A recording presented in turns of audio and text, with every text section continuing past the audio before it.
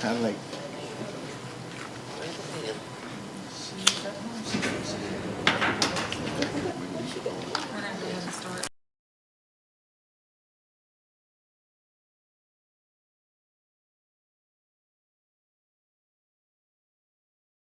All right. Gonna call this Monday, August 4th, 2025, School Board Workshop Proposal for Outlying Schools in order. Today we're gonna be reviewing the proposals from each individual that sent us some. So Dr. Pickles is all yours. Ms. Gibson will be arriving a few minutes late, and I'm going to allow Mr. Reeves to go over the whole process, and then we'll go ahead and begin. As everyone's aware, you all decided, the board decided some time ago that beginning with this term, beginning with the fall term, that you would not have school in the Greenville School, the Pinetta School, and the Lee School.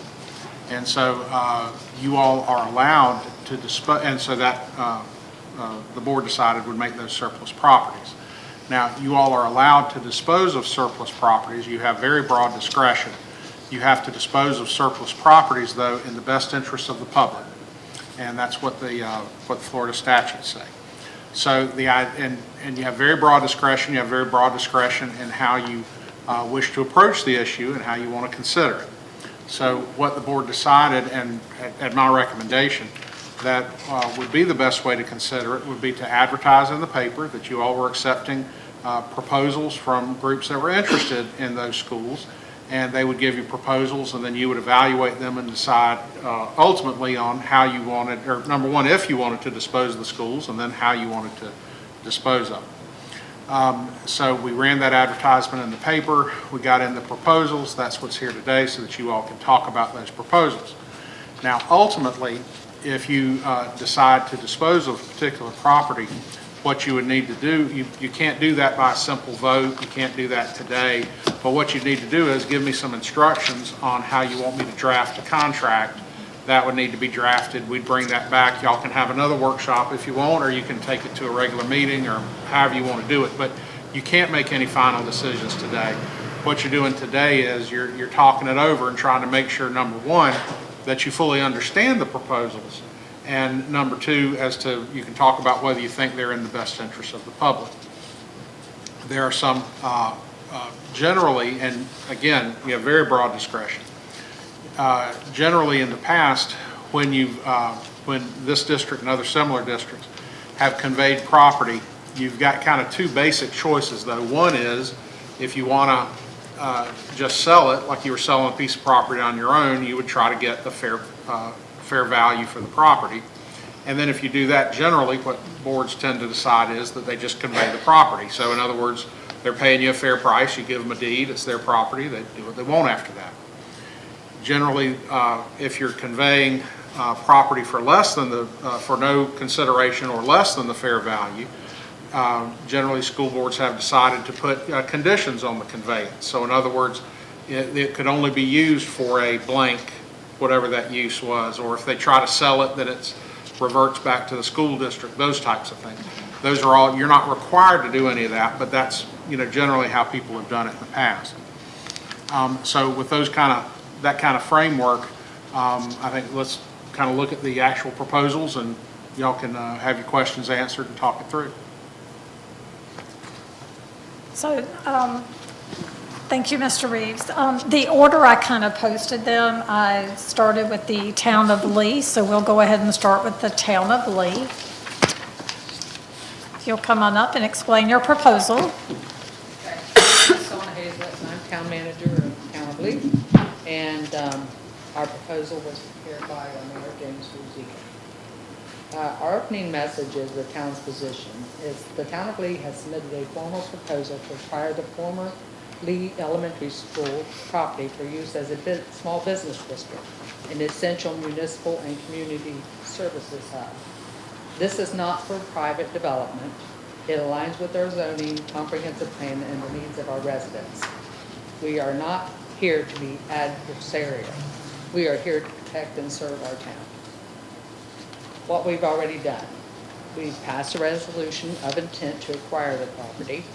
We've submitted a formal proposal for discounted public benefit purchase, including alternate terms such as lease to own or installment plan. We've submitted a letter requesting right of first refusal, and we've reached out proactively and transparently to initiate a cooperative public-to-public transfer process. 3, statutory and legal grounds for priority.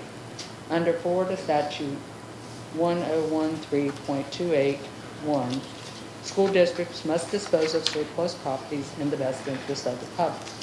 Under state requirements for educational facilities, SREF 1.44, the board may dispose of property if it is no longer needed for educational or ancillary use. And under the Florida Interlocal Cooperation Act 163.01, the state encourages public-to-public transfers between governmental units to serve residents efficiently. And the parcel is within our town limits, and the town will retain ownership and ensure continuous public benefit. This transfer aligns exactly with the law's intent. Number 4, other terms summary, offer term summary. We are still open to a nominal fee public benefit transfer, a reasonable purchase price based on appraisal, a lease to own or installment plan, a conditional purchase based on grant funding, CDBG, USDA, etc., a deed restriction or reverter clause ensuring the property remains in public or municipal use, reverting to the school board if the town ever fails to uphold that use. This allows the board to remain confident that the property will never be sold off or used in a way that violates its public purpose intent. Number 5, we have fire hydrant access over there, public safety responsibility. There is an active fire hydrant located within the fenced portion of the old school parcel. The town of Lee is responsible for maintaining and servicing that hydrant to ensure adequate fire protection for nearby areas. Regardless of who owns the property, the town must retain unrestricted access to that hydrant for public safety and liability reasons, but also to fulfill our obligation to protect life and property. Leaving the hydrant on land controlled by another entity, particularly a private party, could complicate access, maintenance, and compliance. This is simply pertinent information regardless of ownership. However, it also reinforces why municipal ownership is the cleanest and most responsible solution. Okay, in the closing statement, the town of Lee is simply asking to steward land with its own limits for the good of its residents. This is about public land, public use, and public responsibility. And we are prepared to move forward responsibly and lawfully. And I hope I didn't go too fast, and I appreciate it. Thank you. And can I ask a question though before we sit down? So I've got 2 documents here. One says Town of Lee formal proposal, and the other says request for right of first refusal. Are you requesting to be conveyed, or you're requesting a right of first refusal? Well, we're just, open to options. Okay. At this point, we, of course, if we feel like it would be an asset for the town to have that property, so that we could handle it properly, for our residents and public use. Okay. So, all right, thank you. Yeah.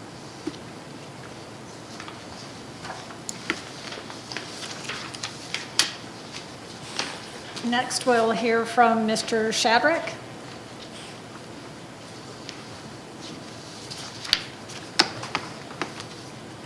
Good afternoon, board. Good afternoon. I'm assuming you guys have my little one-pager.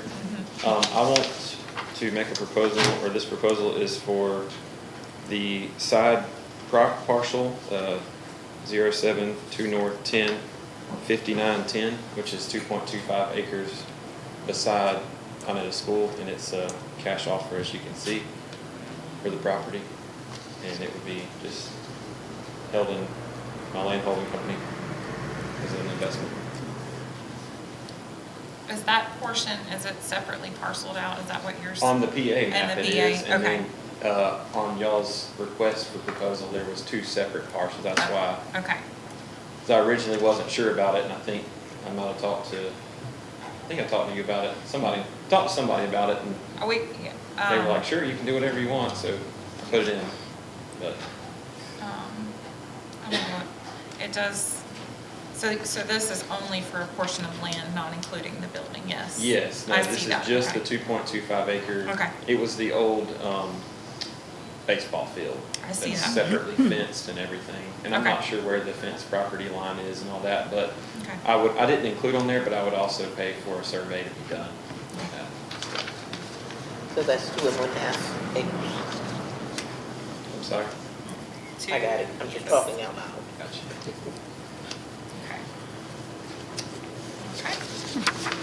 Thank you so much. Thank you.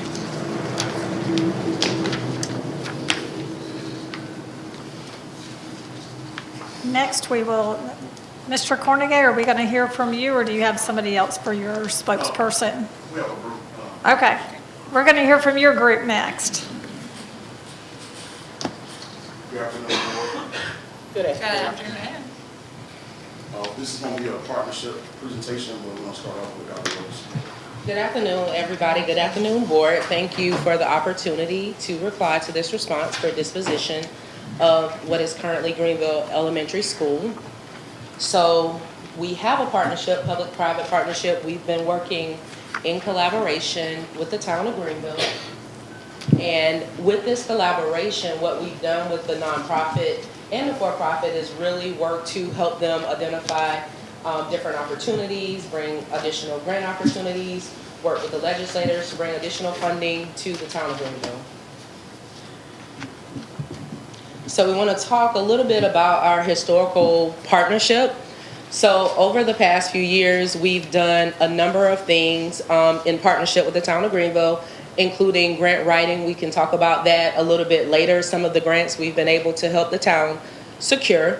I started a nonprofit probably about 5 years ago, post coming out of government, and pretty much my primary focus is to support rural areas to make sure we can bring in collaboration with different groups, etc., but for the betterment of the town, the community, and the children. So that's a little bit about our partnership, and I'll let Ryan say a little bit about that.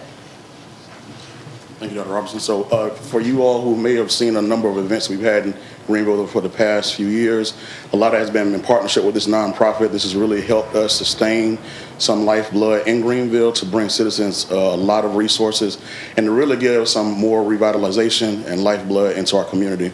The partnership has really allowed us to get a lot of funding to help us move forward, some that we're still looking forward to having, but a lot that's going to help shift the nature of our town. So you see we have some to help us shift our water system, some to help us shift our energy concerns around town, as well as working with our youth specifically to engage them and help. Because there, as you all know, there's not a lot of opportunities for them right now in town.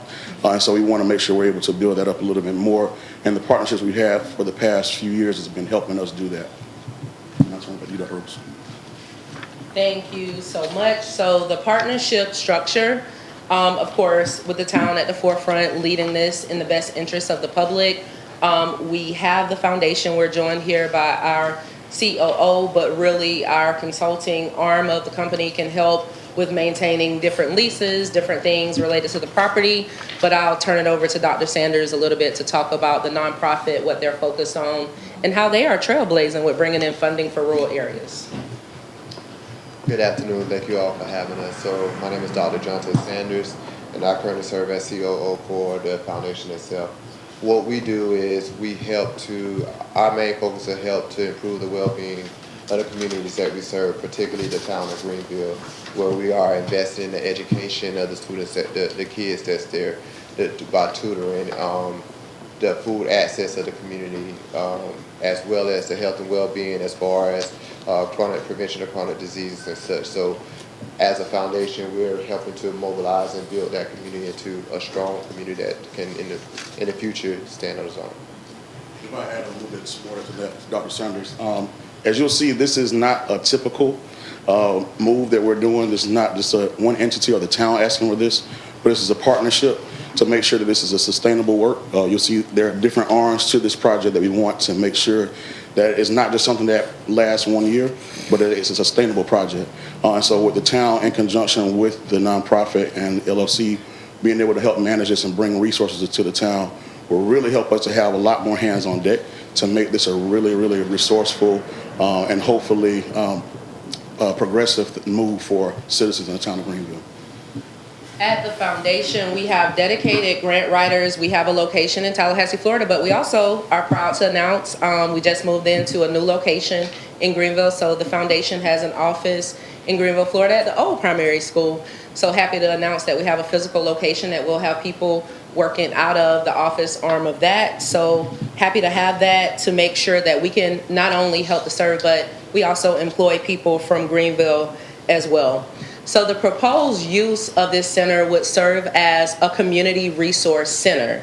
And what that means is we will have this location to ensure that we are a one-stop shop. I had the privilege of talking to people in the past, like Senator Simon, and they talked about how this model of a community resource center was done in Gaston County, for example. And with that being said, this would be a location where people could come and do technical classes, where other partners could come in. By no stretch of the imagination would this community resource center just be used for 1 or 2 vendors. It would be open to multiple people coming in to do different trainings. For example, the foundation has a Sonati grant, health screening grant. So with that screening grant, people could come out and get screened for high blood pressure. They could come out and get screened for diabetes, etc. And we're not talking about future tense. These grants are already secured. They're doing mobile pop-up sites, but this would be a dedicated location where citizens could come and know that they could get their blood pressure checked, but not just checked, get referred to resources, get rides, get access to health services. Why do we feel this is a benefit to the community? I currently feel that not only can it help children, it can help families, it can help bring additional things that they otherwise don't have. For example, we have a partnership and letters of support from a lot of different people, but this is a way that we could bring a number of resources to the community that don't currently exist. And a lot of the activities we do them outside, we pop up shop at the community center, but if we had a dedicated location for these things to take place, then we could say, you know, on Mondays, we're gonna have this group come in to do this service for children, like the Greater Chamber or whoever, to do like classes for children as it relates to economic development. So I just want to read a testimonial from community citizens. We didn't take this like in our own hands. We went out to talk to people. So this quote says, the use of the old Greenville Training School site, most recently called Greenville Elementary School, as a community resource center will have a positive impact on Greenville and its surrounding communities. Transportation to out-of-town services has been and still is a challenge for many citizens. Use of this facility, now as a resource center, could provide the opportunity for citizens to have a one-stop shop for needed health, educational, and economic needs and opportunities. This proposed project has the ability to bring this to life. I look forward with eager anticipation for this opportunity to be afforded to my community. And that quote was rendered from Ms. Lucille Day, who was a longtime educator of Madison County School Board, and she's a lifelong resident of Greenville. So some of the core areas that we seek to focus on, for one, agriculture, and I've had talks with the Department of Agriculture and Consumer Services, economic sustainability, workforce development, educational attainment, healthcare and behavioral health services, and one of the important things for Greenville, food access and education. And happy to report on that this summer, we were able to, in partnership with the school, bring a summer break spot to Greenville where we were able to serve to 50 children 7 meals a week. Overwhelmingly, that was gone. We had 2 days for the distribution site. The food was gone in less than an hour. So they increased us up to 60 meals times 70 so that we could bring those services. And we have currently applied, the application went in today for an after-school meals program. And this would provide snacks after school and potentially a supper meal to children. So that application was submitted today. For now, it would be at the community center in Greenville. But if we had this site with a cafeteria location, we would be able to have people come in and receive those meals. So with agriculture, for example, summer break spot was funded out of that. We have also been able, with our other grant, to do quarterly distributions of food. And some of our grants, we do individual monthly distribution of foods. We're in partnership with FAMU as well, Second Harvest, and many other partners seeking to bring food to the community, as well as working with the town of Greenville to help with the grocery store. And so with the FAMU's partnership and their extension center, we want to look at an opportunity for doing a community farm at this school. There are a lot of grants that are available if we receive this property to do a training program. UF is currently developing a curriculum for middle school students to teach them about farming and agriculture. This will be the perfect opportunity to be able to do that. And then we're happy to announce as well that the town is in receipt of getting a grant from the Department of Juvenile Justice to do apprenticeship and educational programs to help youth develop jobs. So that contract is being drafted and in the final stages of approval. So if we receive that site, that grant will be able to be rendered out of this location as well. Workforce development, we do feel that that's very important, that students have the ability to learn skills and be able to be employed post-graduation. And we also feel that people in the community, they need workforce development as well. That's why our relationship with the chambers, with industry, et cetera, have been super important. So there's an event called World of Works. That is an event where they bring in hundreds of employers and industries to have 2 days worth of workshops in Tallahassee. The Greater Chamber of Tallahassee have committed to us busing kids to that event from Madison County so that they can get access to things like robotics, engineering, a couple of different opportunities that otherwise they wouldn't be able to do. And it's 2 days of them getting the ability to actually work in these industries and figure out what it would take for them to be employed. This site would provide for microsites that we already have the grant for people, industry to come in and teach kids in Greenville about these different industries so that they're more employable post-graduation.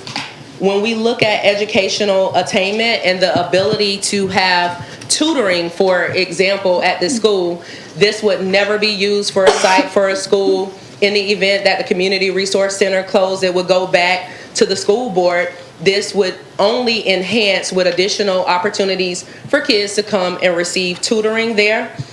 For example, this could be a location for the Boys and Girls Club. They did reach out to the town to say that they would be interested, and other different groups such as the Swanee River Library Services have also reached out to the town to say they will be interested in being a tenant if the town received this building. When we look at healthcare in the town of Greenville, there aren't many or not any doctor's offices, for example. However, this wouldn't be a doctor's office, but mobile units could come and park around the circle. On certain days, we have the commitment and have talked to Madison County Health Department. We have Neighborhood Medical Services, which is a community center that's a partner out of Leon County, that would agree to come and bring mobile unit services around dental services and healthcare services. That's just an example. We've talked a lot about food access, but we are really working to make sure children understand how to eat healthy, how to be active, so this site will serve as a hub and a location for partners to help us. And when we look at emergency management, we understand that we've been hit over the past few years with hurricanes. So in partnership with the Madison County Emergency Management, we could also serve, if they would like, as a location for a potential shelter or as a site for a multi-agency resource center. So post-storms, when people come and pick up different goods, this site as a community resource center could be used as a hub for people to pick up much needed items post a storm. So getting into the letters of support that we have for this community partnership, we have a letter from the Boys and Girls Club. We have a letter from Swanee River Regional Library System. We have a letter from Florida Agricultural and Mechanical University Extension Office. We have a letter from the FAMU Health Clinic Food Pantry to help with food access. We have a letter from the Children's Home Society of Florida, Early Learning Coalition of the Big Bend, the Holistic Plan of Care Incorporated, Greenville Baptist Church, the National Alliance on Mental Illness, Tallahassee, Second Harvest of the Big Bend, Impact Food Services, Veterans, Florida Veterans Foundation. We have a letter, of course, with this support. It's the town, but they wrote a letter. And then we have a letter of support from Senator Corey Simon. We have a letter from Representative Allison Tant.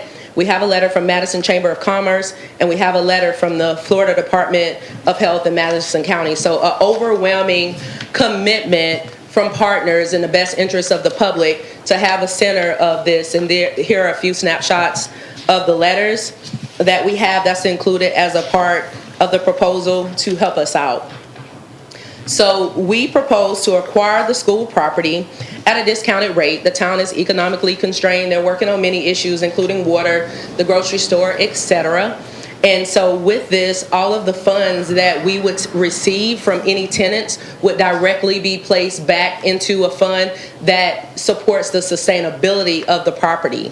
So with doing this, we understand it's not a small feat to keep up with a property like this. So having tenants acquiring different grants, the grants that we have, we could use that to help support operational costs like utilities for this property. So right away, we would be in a position where we could take over the property, but have the financial support to actually run it, right?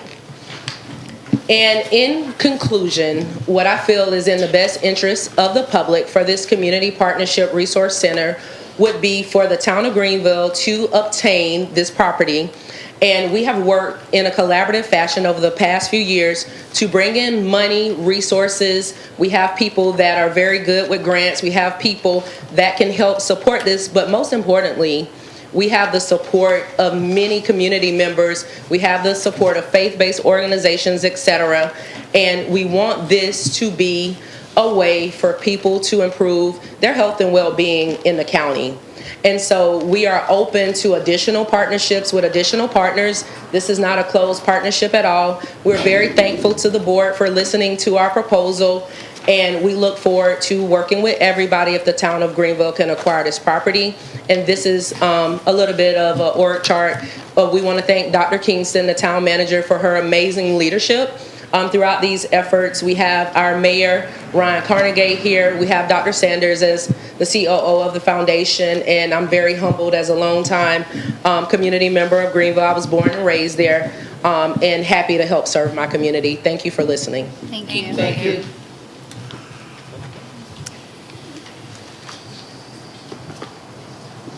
And last, we'll hear from Ms. Erica Foster and True Wisdom New Hope International Development Center and her group.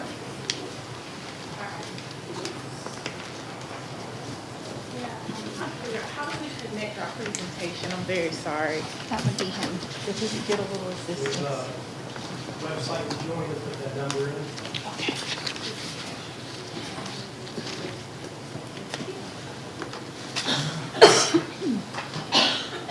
We can probably introduce ourselves while we're getting set up technically. How about that? Thank you. Hi, I'm Erica Foster, and we're with True Wisdom New Hope Ministries.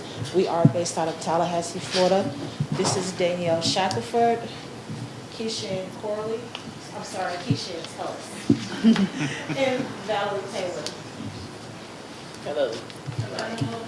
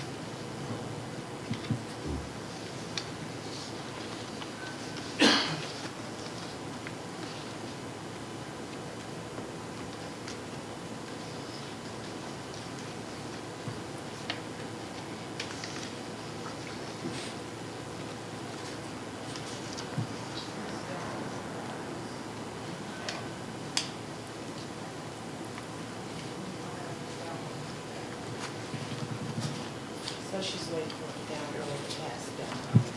Thank you. But you guys have the Yes, we do. proposals before you. Hi, so again, my name is Danielle Shackelford. I serve as the as the Chief Operating Officer for True Wisdom New Hope Ministries, International Development Centers, IDC. Thank you so much. I've been in this position for over 10 years. I'm a child of the rural South. I'm from Chipley, Florida. And today we thank you for accepting our proposal. And today we'll be going over our proposal for community service, our distribution purchase proposal to the Madison County School Board. We'd like to take a moment to introduce you to the Ministry of International Development Churches. We've been established here in South Georgia and North Florida for a little over 24 years now. So to date, we've been recognized by the capital city of Tallahassee, Florida, for feeding, clothing, and housing over 20,000 residents in the Panhandle. We have begun our process to grow our ministry efforts to allow us to provide food, clothing, disaster relief items, primarily to North Florida and also South Georgia, where we have our, we call it our TAP Center, but it's essentially just, it's in a pantry, a disaster relief center. It's a 2,400 square foot warehouse that we service all of North Florida and South Georgia. And those are all rural communities. It's located in Pelham, Georgia, if you know anything about South Florida. So we're interested in the purchase of all 3 school facilities.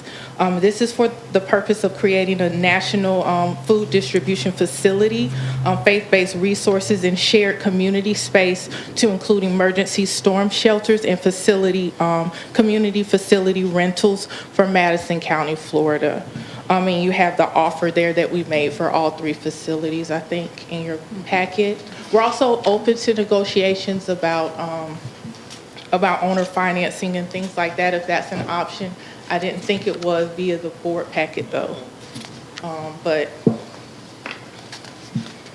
at any rate, our report just really showcases our hard work as an organization. Again, I'm Danielle Shackelford. I'm the Chief Operating Officer of True Wisdom. Erica Foster serves, she's a master's degree student at Florida A&M University. She's written to be totally honest, a nationally acclaimed curriculum that we operate our summer enrichment, our child care facilities, and also a lot of our community outreach projects out of. Valerie Taylor serves as, she's a doctoral candidate right now, but she serves as our musical therapy and summer enrichment advisor. And Keishan Tellis is she's a Florida State professor. We have very close ties and partnerships with Florida State University.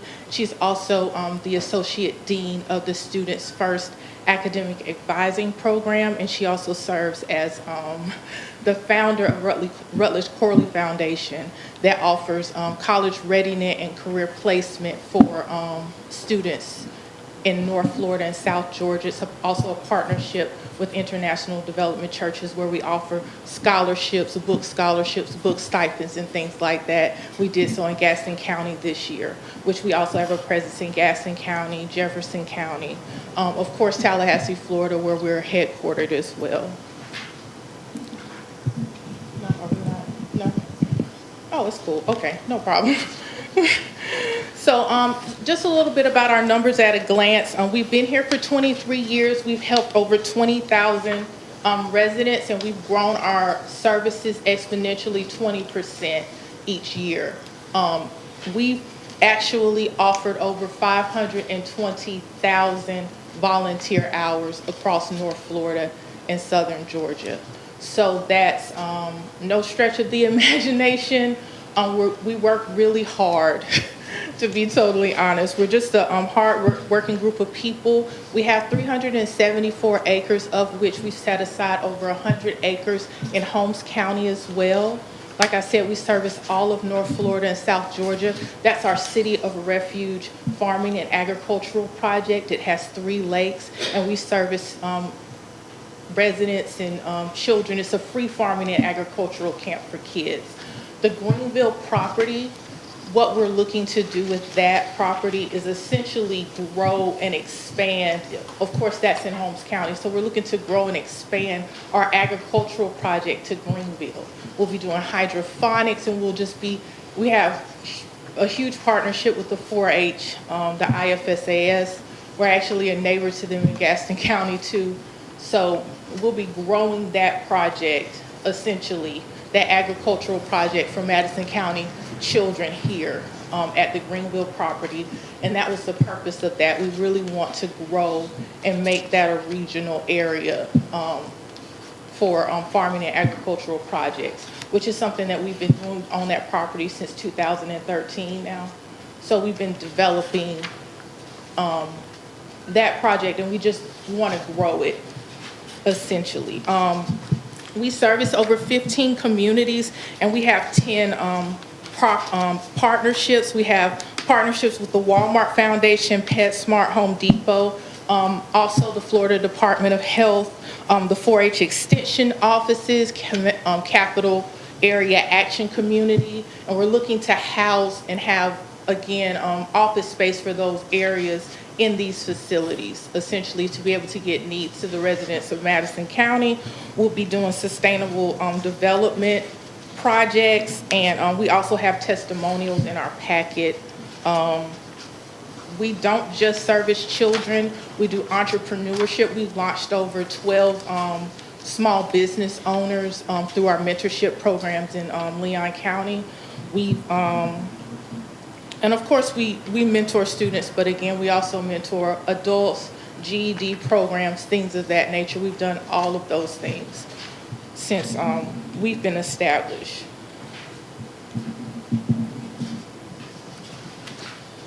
For Pinetta Elementary, it's located centrally in a neighborhood, so we're looking to house our food distribution efforts there, where we're able to do hot food distributions. We feed weekly and monthly and quarterly throughout North Florida and South Georgia. So we don't have an area where we can bus in. We're a partner with Good 360, but we don't have a location where we can bus in semis and truckloads of food. We found it to be true that you can't really help with disaster relief in rural areas if you're not already located in those areas.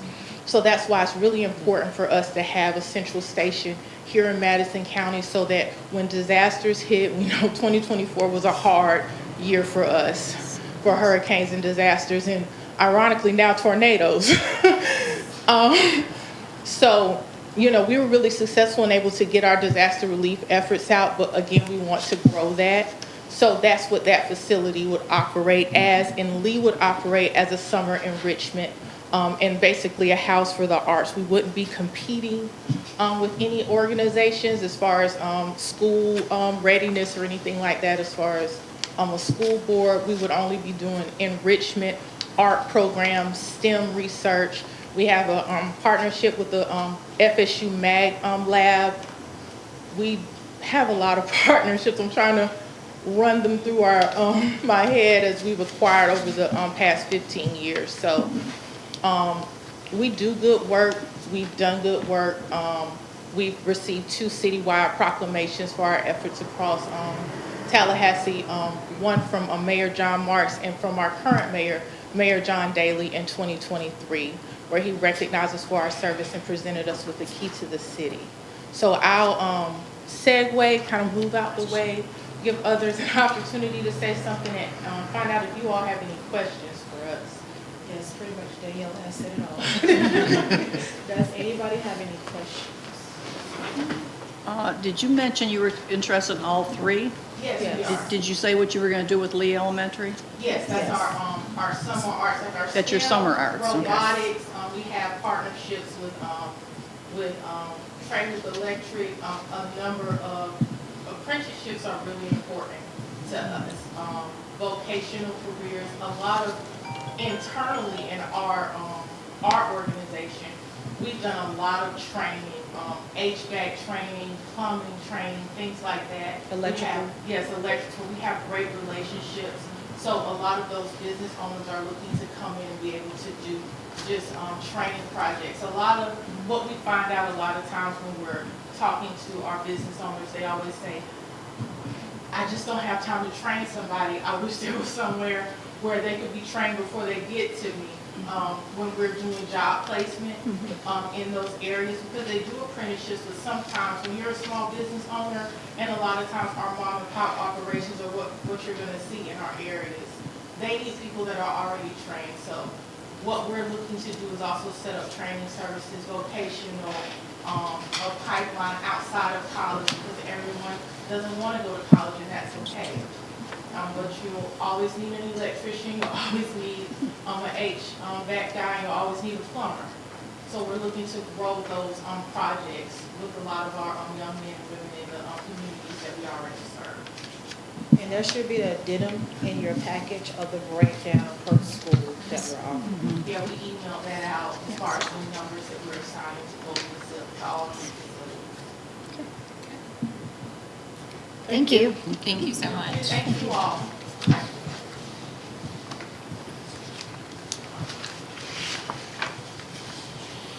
So that is all our proposals that we've received. Do we have any other questions, or do you have any questions of Mr. Reeves? I think for me, the question that I have, and I know that we addressed it briefly in the, before we came into doing the RFP, did we ever look at separating the parcels of land? So like Mr. Shadrick is interested. I know we have that parcel of land at Lee, that could be separated. We also need to separate out the parcel that the library is on. I think some of that needs to be done before, I feel like we have a little bit more due diligence to do here as far as what they're going to be receiving as far as the property is concerned. Not as a whole, but Right. as Kate is saying, separated. Yeah. Can that be done, Mr.? Certainly, certainly. We can separate it however y'all would like. Thank you. You're really not constrained to any one particular way. It's however you, 5 board members decide to do it. If you want to divide the parcels, though, we need to get some kind of guide on how We need to y'all do some wanted to divide surveys it. and some things like Well, that. and I think the first place to start is, let's get a map and y'all tell me how you want to divide it. Okay. And then we'll see if we need a survey. Most likely we will, but Some of them have separate parcels according to the property appraisers, but not all of them. So like Right. Lee, Lee for does example, not. when we discussed it, Lee does not. So like, the parcel of land, to the west side of the school where we planted those pine trees when Chase was in kindergarten, that is a completely separate parcel of land that we could actually use to be financially beneficial to us, versus, like if we were to donate the building to the town of Lee. Plus, obviously, we would have to separate that parcel to the east side because we still have our agreement with the county for the library. yeah, and with Lee especially, there are a lot of ways to handle that. The school district owns the entire parcel, and then you entered into a long-term lease Correct. with Board of County Commissioners, and in exchange, they put the library right there. You would certainly have the option, if you wanted to, let's say, to convey that to the county. The issue with that is you've got the school now, Driveway. and there you've got a shared drive. And so we'd have to give a little bit of thought to it, because if you were going to convey it, it would have to be with, one of those parcels would need to own the drive, and the other of the parcels would need to have an easement to use the drive, but we can certainly do that. Right. I mean, for me, I think that is something that I definitely want to see done. I would like that also. As part of this process. I mean, obviously, this is a lot of information all at once, and, we're just here to talk about it out loud. But right. for me, I know that is one of the number one things for me, is looking at, because I know like at Lee, even, we had mentioned the back part of that property, which, cannot be separated off, because if I remember correctly, Tim said that it is, part of it's a holding pond, things like that. So I think we just need to do our research on that part of it. And Greenville sits on almost 30 acres. Yeah. And I think and it's not a constraint, you all, the board has the right to keep the property, sell it however you want. I think the only constraint was, I think the idea was we were going to try to have disposed of the property before the end of the year, because you got to pay insurance on it for the next year. So that's kind of the only practical constraint you have. And I guess this is more for the superintendent's benefit. Do you want us to come back with a map, or what do you want us to come back with? Yeah, I mean, you can start there. I mean, Yeah. like, I just think that we need to look at, separating the buildings, with some land from the bulk of the land. There's a lot more land attached to these schools than people realize. So, and there's a lot more value to us, in that land than, the buildings. The communities can benefit from the buildings, but as a, physically constrained school district, we could potentially benefit from, the sale of the land. So, Maybe what we could do is bring it back where we could put the maps up on the board, and you all could then give us some direction okay. as to, break it off into, we want one piece over here and one piece over here, Yeah. that kind of thing. Yeah, because I mean, depending upon how this all plays out, like, everybody is potentially looking at having some form of agriculture program, so you are going to need a little bit of land, it's going to be required to, facilitate that type of a program. But, so I think we just need to, Okay. we need to do that. But then here's one thing about it with Greenville. Greenville land was purchased with black money. When there was segregation, purchased by 2 black people for the use of Greenville with their personal money. They were not refunded properly for that property. It was taken. They got that property for the Greenville community. My mom graduated in 1946, Saya of her class. 20 years later, her daughter graduated there of her class, 1966. 1968, I have a brother who's a millionaire, Dobie Hagan out of Paris, Florida, who graduated. My sister, that school was closed in 1970. She graduated with honors, and she taught in the school system. I would have graduated in 1972. Now that Greenville property was purchased, and it should benefit the Greenville community at a time when we had nothing. And it was purchased for that sole purpose of Greenville having something. So that's all I got to say about the Greenville property. Black money purchased that, and money was hard to get back then. Very hard. And these 2 people, Mr. K.P. Wilson and Mr. Frank C. Merritt. And Frank C. Merritt was the principal over there. He was born and raised in Madison County. But he took the money out of his pocket because they saw the need for the Greenville community. And Greenville community is always, and all you all can look and see, has been the underdog, underfund, under everything. So that's all I got to say about the Greenville property. I would never ever vote to see it divided. I would never ever vote to see it not going any place but to the Greenville community. That's it.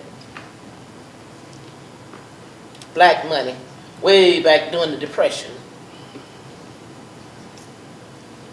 People who could at least afford it, but afforded it for the black community. And now we have people who are doctors, who have graduated, doctors, lawyers, pharmacists and stuff, who are willing to partner with it and now to reinvest.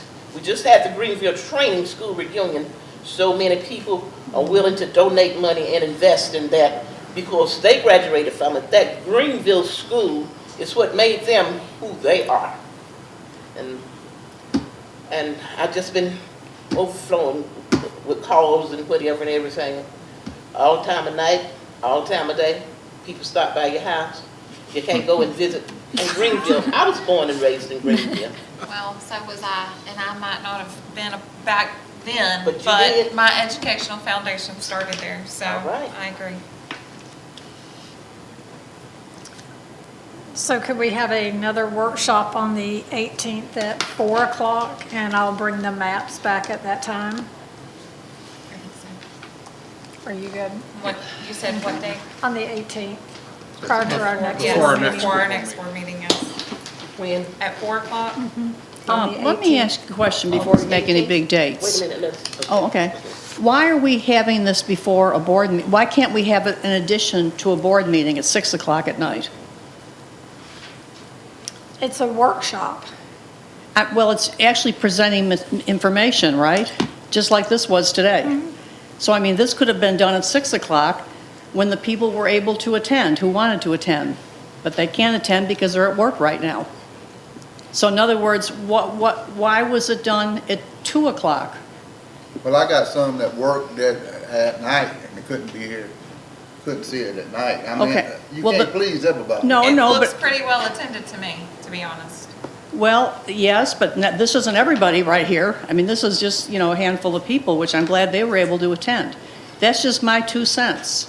I don't see any reason why we can't put this with a school board meeting. For instance, tonight, we'll go through that meeting in 15 minutes.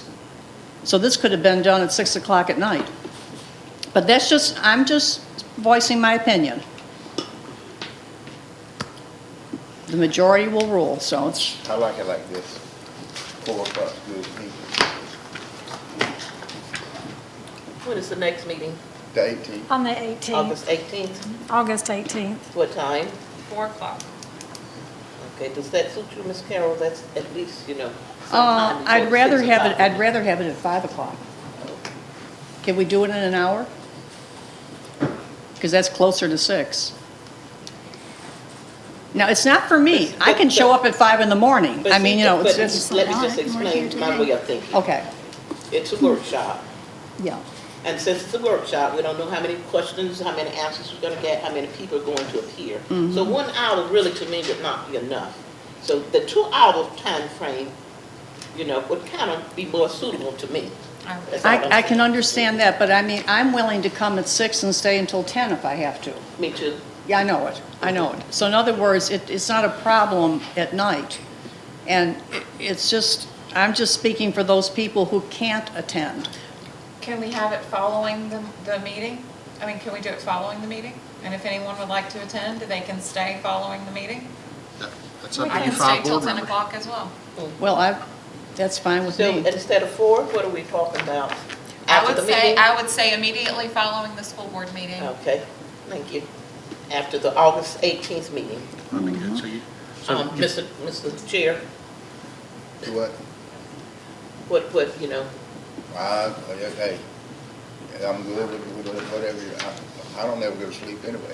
So it don't matter. We can have it anytime. well, and when I was telling the superintendent that you don't have to do a special notice, then you just add it to the agenda of the regular meeting, that we're gonna have a workshop immediately following that. okay. Well, I agree with that, Mrs. Gibson. I'm- What about I'm the rest of the board satisfied. members I'm good. I'll be here anyway. That works for me. Works for me. Thank you. after the meeting? Can we have one at 6 in the morning for my people? You're the chairman. Yeah. I'm good. That's all we have for this, and we will return at 6 PM for our meeting. Who? 6 PM tonight for our regularly 6 PM for our scheduled. regular meeting. And all minds and hearts clear. Yes. Move to adjourn.